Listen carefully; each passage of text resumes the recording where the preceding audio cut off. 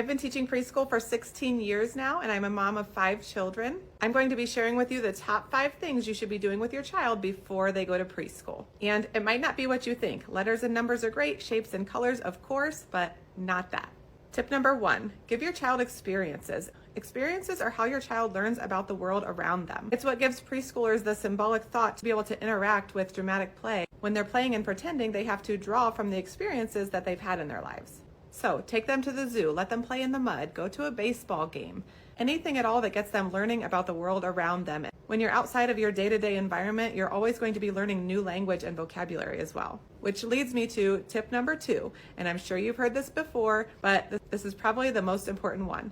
Read to your child every night. There's something called the 30 million word gap, where children who haven't been read to or haven't had those experiences have heard 30 million less words by the time they turn 4 years old. Vocabulary and language are very closely connected to reading and academic success. The importance of talking with your child and reading with them and asking questions when you read cannot be stressed enough. So if there's only one thing you do on this list, read to your child every night. Tip number 3, let them be bored.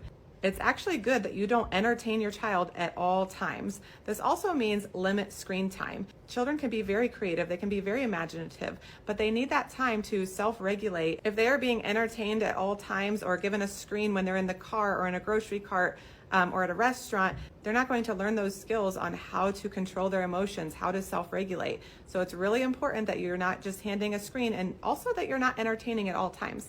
Now, that doesn't mean that you shouldn't be getting on the floor and playing with your child. There's definitely benefits to that, but you don't have to do it always. When children turn 3 and 4 years old, they can start to play independently. It's okay to let them be bored and figure it out. Tip number 4, this might be a tough one. Tell your child no and give them consequences. It's fairly obvious to me as a teacher when I have a child who comes into my classroom who maybe has not been told no, who has not had consequences. These students come in thinking that they can do whatever they want, they can have what they want when they want it, and they're very hard to teach. Now, preschool students are naturally very me-focused, and that's not what I'm talking about. But when a student's coming into my class with 22 students, you do have to know that you're not going to get everything you want. Sometimes you have to wait, sometimes you have to share, sometimes you think it might not be fair. You can't throw a tantrum over it. Personally, I hate that the word no is being taken out of our vocabulary. Now, that doesn't mean you should be saying no, no, no all day long, but it's okay. Some things are a no. For example, if you're at home and your child is throwing a fit over not getting their tablet, don't give them their tablet and take it away for the day. That's an example of how a consequence can match an action. An example of this at school is in our classroom we have free choice centers, but you can clean up and go to a new center whenever you want. But it's your job to clean up before you move to a new center. I had a student that really loved the block center, but every day he would leave it a giant mess. And so I told him, if this happens again, you're not going to be allowed back in the block center tomorrow. And so it took about 2 times before he realized I was serious, and he would beg, please let me go back in the back block center. I promise I'll clean it up. And I said, no, that's your consequence. If you don't clean up your mess, you're not going to be allowed back in there. And so after those 2 consequences that he got the rest of the year, that was his favorite center, and he cleaned it up for me. Tip number 5 is all about fine motor. Those are the small muscles in a child's hands. It's really important that these muscles get strengthened before a child learns to write. So my favorite fine motor activity is actually Play-Doh. They're squishing and squeezing and pressing, really working those muscles. This is also one of my favorites. It's called Theraputty.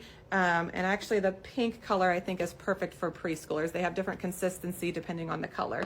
But I love to hide gems in there. You can also string beads, put Cheerios over noodles. You can practice scissor skills, use hole punchers.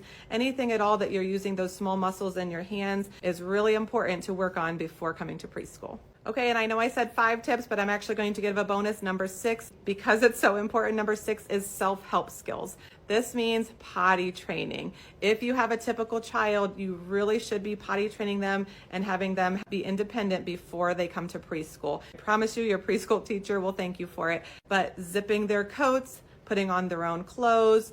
Here at preschool, we practice pouring our own juice, cleaning up their own messes, blowing their nose, coughing into their elbow. So all of the self-help skills are super important to practice before coming to preschool.